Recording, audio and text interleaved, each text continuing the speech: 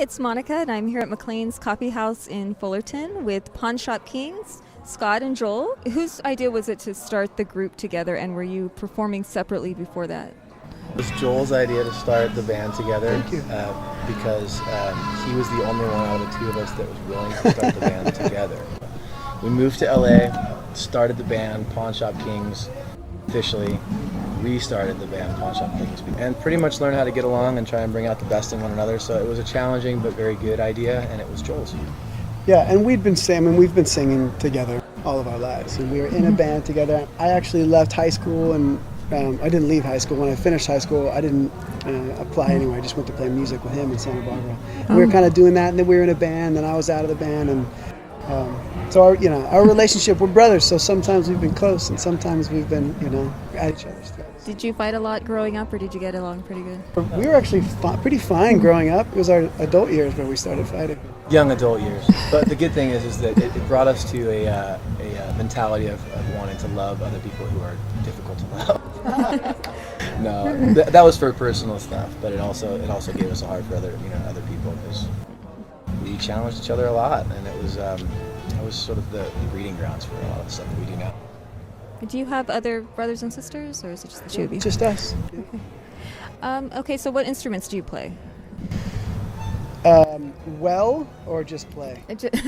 I guess when you're performing, what do you play?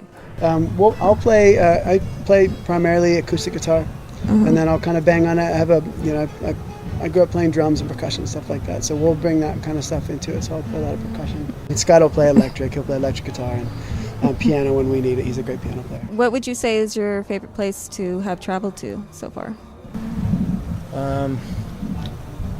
We get out to Nashville quite a bit, actually, at this point, and we do a lot of writing and playing out in Tennessee, and that's where we grew up going anyway, to Memphis. That's where most of our family is from, Texas and Memphis. So going out to Nashville is kind of like going home, and also we just love the musical culture and climate out there. It's a beautiful place to be. Do you have to deal with any negativity or rejection in the music business, or have you had to, and how did you deal with it? Yeah, I think for us, we're not very format specific in the music that we play. So there isn't, our music doesn't go straight to radio in any industry. So the response that we've gotten in places that haven't been positive has pretty much been that. It's like, well, we don't really know what to do with that here, or we don't know what to do with that there. Our music we feel like it sits kind of between formats. It kind of sits and it gets close to a bunch of different formats, but it's not like an obvious kind of knock it out of the park pop song or something like that. Yeah, essentially we're doing everything we can to make it as hard on ourselves as possible to be successful. We're into the starving artist thing, I guess. I know this, but apparently we're into the starving artist thing. Who does most of the songwriting in the group, or do you both do it? We write a lot together. Scott's much more prolific than I am. He writes a lot more. Just naturally just writes a lot more. So most of it we trust each other's instincts. We trust each other's instincts a lot, so depending on what it calls for. Wait, try that again. You gotta wait till the microphone's near you. But we do trust each other's instincts quite a bit.